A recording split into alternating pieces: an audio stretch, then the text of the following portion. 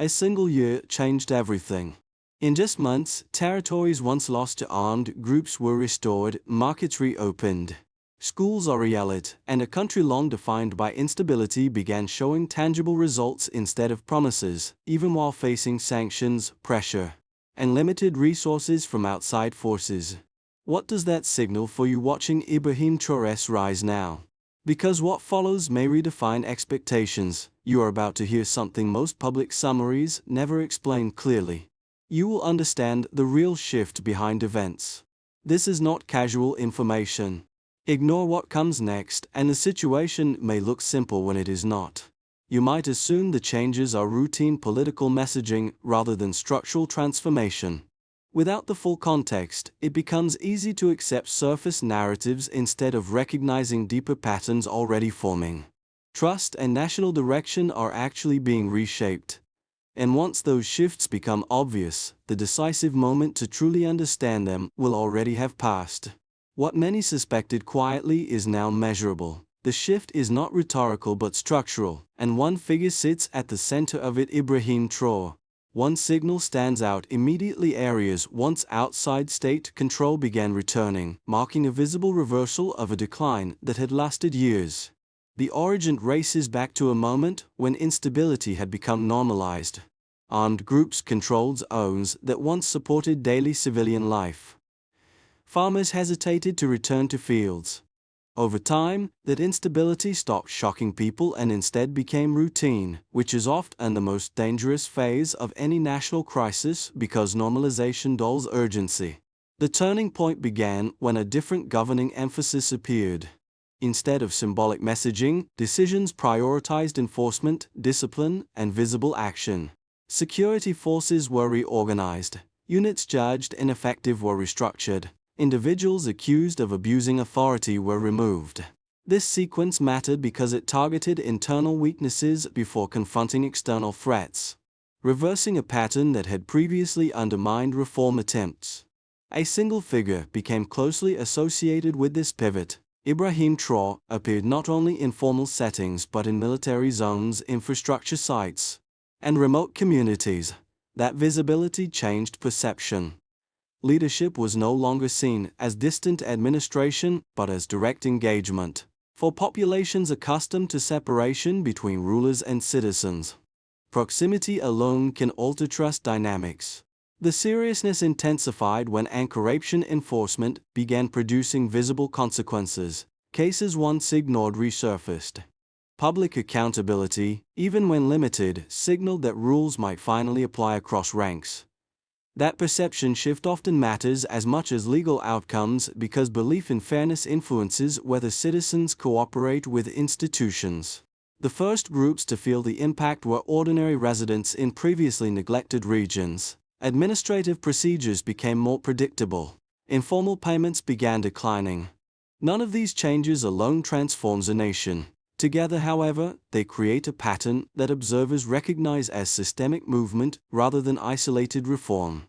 And that pattern is precisely why analysts began paying closer attention, because weight rust, enforcement, and participation start rising at the same time.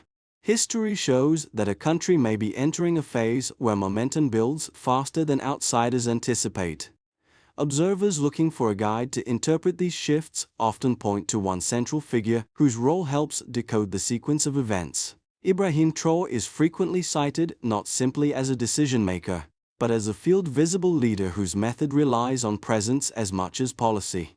For analysts, that distinction matters because leadership style can influence whether reforms remain theoretical or translate into daily reality. One early account illustrates this effect. During visits to remote areas and operational zones, he appeared directly before soldiers and local residents rather than communicating only through official channels. Those encounters were not ceremonial. They allowed immediate feedback about security gaps, logistical failures, and local grievances. Witnesses described these moments as unusually direct, creating the impression that decisions were being shaped in real time rather than filtered through layers of bureaucracy.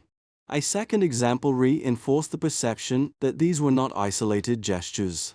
Reports from multiple regions suggested similar patterns: infrastructure work restarting, administrative offices functioning more consistently, and security patrols appearing more disciplined. The repetition of these signals across locations suggested coordination rather than coincidence, which is often the threshold analysts use to distinguish systemic change from temporary improvement. This combination of visible leadership, localized feedback, and repeated administrative adjustments produced an early psychological effect before full material results appeared. Citizens who had long expected little from institutions began reassessing that expectation. Even cautious optimism can alter national dynamics because belief affects participation, and participation affects stability. From that point onward, observers no longer treated the developments as minor adjustments. It began with a shift. Before, instability defined daily calculations. After, movement returned. It was administrative, then everything accelerated. Orders were issued, units reorganized. Command structures tightened, investigations reopened, files resurfaced. Some removed, signals spread. Markets reacted. Patrols increased, roads cleared, work crews resumed, classrooms reopened. Conversations changed. Confidence moved first, then participation. Citizens volunteered. Youth groups formed, community patrols appeared. Information flowed. Momentum built. Pressure followed. Resistance surfaced. Criticism sharpened, doubt circulated. External voices weighed in, internal tensions rose. Decisions continued anyway. Visibility mattered. Ibrahim Traoré showed up. Construction sites, remote districts, not speeches, presence. Observation. Reactions multiplied. Supporters praised, skeptics warned. Calculations shifted, expectations adjusted. Consequences spread, trust edged upward, fear edged downward, procedures simplified, informal barriers weakened, response time shortened, compliance improved. But acceleration carries weight. Faster change increases friction. Fault lines test resolve. Now the aftershock phase, effects linger, some systems strain. Some alliances shift, some risks grow. Yet one outcome is already visible. The trajectory no longer matches the past. And once a national trajectory changes, reversal becomes harder than continuation. Numbers tell the part emotion cannot. They measure. And when the figures begin aligning with observed change, analysts shift from speculation to evaluation mode. The first indicator concerns scale. Multiple areas that had previously been outside effective state presence began returning under national administration. This matters because territorial control is the most basic metric of sovereignty, showing whether authority exists beyond paper declarations. It signals structural movement rather than isolated improvement. The second indicator concerns pace. Changes that historically required long stabilization periods appeared within a compressed timeframe following the new enforcement and discipline measures. Meaning decisions were not only implemented but translated into visible outcomes faster than earlier reform attempts. Speed in institutional response often reflects coordination strength rather than chance progress. The third indicator concerns human impact. Everyday activities resumed: trading in local markets, cultivation in fields, and attendance in reopened schools. These are not symbolic signs. They represent restored confidence in basic safety conditions. When civilians return voluntarily to normal routines, it indicates perceived risk has declined enough to justify ordinary life again. Taken together, these figures and observations carry weight beyond headlines. They suggest that what is unfolding is not a temporary surge or a single policy success, but a layered shift touching territory, time, and lived experience simultaneously. And developments that move across all three dimensions rarely remain small stories for long. Different observers interpret these developments in sharply different ways. And acknowledging that divide is essential for any serious assessment. Some analysts argue that the current trajectory represents disciplined state rebuilding after years of fragility. Others caution that apparent progress can sometimes mask unresolved structural risks. Both perspectives deserve careful consideration because each highlights real factors. One strong critical view holds that visible improvements may be overstated or temporary. Supporters of this argument point out that rapid enforcement campaigns can produce short-term order while leaving deeper institutional capacity unchanged. They stress that history shows early gains sometimes fade if reforms depend too heavily on centralized authority rather than durable systems. In many countries, stability driven mainly by leadership momentum has weakened once initial pressure eased. Yet available evidence complicates that skepticism. The pattern emerging is not limited to a single sector or announcement. Administrative procedures, local participation, and security presence all show signs of adjustment at the same time. It usually indicates coordination rather than isolated display. This does not prove permanence, but it does suggest something more substantial than symbolic reform. A second critique argues that strong anti-corruption enforcement can create fear within institutions, potentially discouraging initiative. Critics warn that strict accountability, if applied unevenly, risks replacing inefficiency with caution. That concern also carries logic, especially in bureaucracies accustomed to rigid hierarchy. However, reports describing simultaneous protection of effective officials alongside punishment of misconduct complicate that narrative. If both discipline and recognition operate together, the psychological effect can shift from fear to professional pride. In such environments, officials may act more decisively because expectations become clearer. When these opposing interpretations are placed side by side, the picture sharpens. The situation is neither simple success nor inevitable failure. It is a dynamic process whose direction depends on whether early signals mature into stable systems. Understanding that tension is what allows observers to see the underlying reality instead of choosing a convenient storyline. Everything shifted at once. What altered the trajectory was not another speech or decree, but a quieter development that many outside observers initially overlooked. As internal order measures began showing results, a broader regional signal appeared. Burkina Faso aligned strategically with neighboring Sahel states through a joint security and political framework. That alignment changed the context overnight because it reframed the country's position from isolated actor to coordinated regional participant. The significance was immediate. Instead of facing pressure alone, the state now operated within a bloc whose members shared similar security threats and political priorities. This altered the strategic equation. External actors assessing the situation could no longer treat developments as a single country issue. Any shift would now ripple across multiple governments simultaneously. This mattered for another reason. Regional coordination tends to amplify both resilience and scrutiny. Support systems become stronger, but so does international attention. That dual effect means every domestic reform step carries wider implications than before. Actions taken internally can now influence diplomatic calculations beyond national borders. From this point forward, the story stops being only about internal reform and starts becoming about positioning within a changing regional order. The next phase rarely follows the same rules as the first. The consequences did not stay confined to policy circles, they began appearing in daily realities, and that is where the true weight of any national shift becomes visible. What changed internally started pressing outward, touching institutions, markets, households, and regional relationships at the same time. At the state level, decision pressure intensified. Authorities were no longer managing routine governance, but navigating expectations created by visible momentum. When reforms begin producing results, governments face a paradox: success raises public standards faster than systems can evolve, communicate more clearly, and enforce rules more consistently. Even without official statistics, the pattern suggests a leadership environment operating under heightened scrutiny rather than comfort. For businesses, the shift translated into recalculation.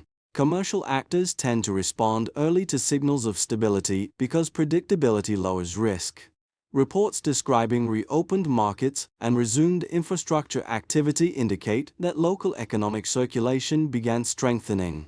That matters because small-scale trade is often the first sector to revive when confidence improves, when traders return before large investors do. For ordinary citizens, the effects appeared in subtler but more meaningful ways. Transport moving along repaired roads signals more than normalcy. It signals perceived safety. People do not resume daily life because they are told to. They do so when they believe conditions allow it. In this sense, the psychological shift may be as important as any policy decision because public belief can either stabilize or destabilize reforms.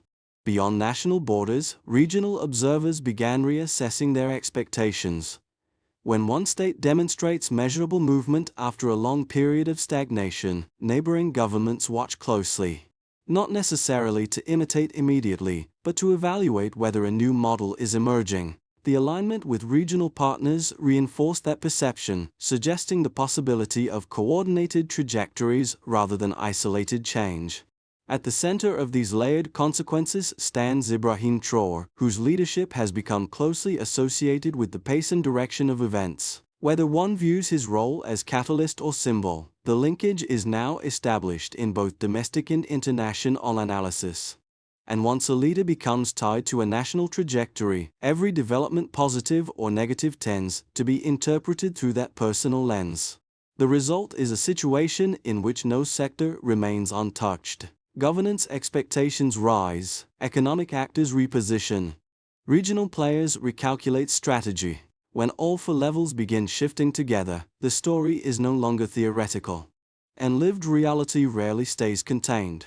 Looking ahead, three realistic paths emerge from the current trajectory, and each depends less on rhetoric than on how consistently present trends continue. The most probable scenario is gradual consolidation. If current patterns hold, reforms proceed unevenly but steadily, with periods of friction followed by stabilization. Progress would not look dramatic day to day, yet over time institutional habits could strengthen, producing a country that feels more predictable than it did before. It would be slow normalization shaped by sustained pressure to maintain discipline and coordination.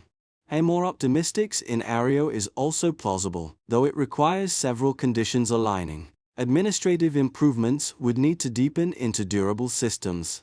Public trust would have to remain stable long enough for investment, training, and infrastructure projects to compound. Regional cooperation would need to stay functional rather than symbolic. If those elements reinforce each other, the result could be accelerated recovery, where early gains create momentum that lifts multiple sectors simultaneously. Such outcomes are rare but not impossible when public participation and institutional direction reinforce one another. The most severe scenario is not sudden failure but gradual erosion. If resistance from entrenched interests intensifies, or if early gains are not institutionalized, momentum could slow. Public expectations, once raised, can turn into frustration if visible progress stalls. Internal fatigue or coordination breakdowns could then weaken confidence. In that situation, reforms might continue on paper while losing practical impact. A pattern seen in many reform cycles worldwide. The important point is not predicting which path will occur, but recognizing that all three remain possible. Strategic awareness comes from preparing mentally for each outcome rather than assuming only one will unfold. Because the future is rarely decided by a single turning point. It is shaped by whether present actions are sustained long enough to become irreversible. After seeing the broader landscape and the possible paths ahead, the most important question becomes personal. What does all of this actually mean for someone watching from the outside, trying to understand where events are heading and how they might matter beyond headlines? For those who actively follow global developments, this moment offers an advantage. Understanding the mechanics behind change, security shifts, administrative reforms, public trust dynamics, provides context that most casual observers miss. That awareness helps distinguish between temporary noise and meaningful signals. But it also requires discipline, because fast-moving situations can produce misleading impressions if viewed without patience or comparison. For people affected indirectly, the relevance is quieter but still real. Economic ripples, regional stability, and geopolitical alignment rarely stay confined to one country. They influence trade flows, diplomatic decisions, and international priorities that eventually shape job markets, prices, and opportunities elsewhere. Even distant developments can alter local realities through chains of cause and effect that are not immediately obvious. And then there are those who feel detached, who assume such events have little to do with them. That reaction is understandable. Yet history repeatedly shows that moments dismissed as distant often become significant later. Not because everyone must follow every event, but because understanding early signals makes adaptation easier if change spreads. Wherever someone stands deeply engaged, indirectly affected, or initially uninterested, the same principle applies. Awareness is not alarm, it is preparation. And preparation is what allows individuals to respond thoughtfully instead of react suddenly when circumstances shift. In that sense, understanding this story is less about one country and more about recognizing how change unfolds anywhere. Because once you learn to see the pattern, you start noticing it long before it reaches your own horizon. Solutions cannot remain slogans. If the current trajectory is to produce lasting results rather than temporary momentum, the next phase must follow a path that is clear in responsibility, timing, and measurement. The question is no longer whether change has begun, but how it can be stabilized. At the leadership level, the priority is institutionalization. Authorities would need to convert visible enforcement and rapid decisions into systems that function consistently without constant intervention. Transparent oversight and measurable benchmarks. Success would be seen not in announcements but in repeatable outcomes, cases processed on time, services delivered predictably, and rules applied uniformly over extended periods. For organizations and economic actors, the task is implementation. Businesses, local administrations, and civic groups would need to translate policy direction into daily practice. That could involve expanding training programs, standardizing procedures, and strengthening coordination between sectors. The timeline for this stage would likely be medium-term because operational culture rarely changes instantly. Progress could be measured through stability indicators such as reduced delays, smoother logistics, and sustained participation in reconstruction or development projects.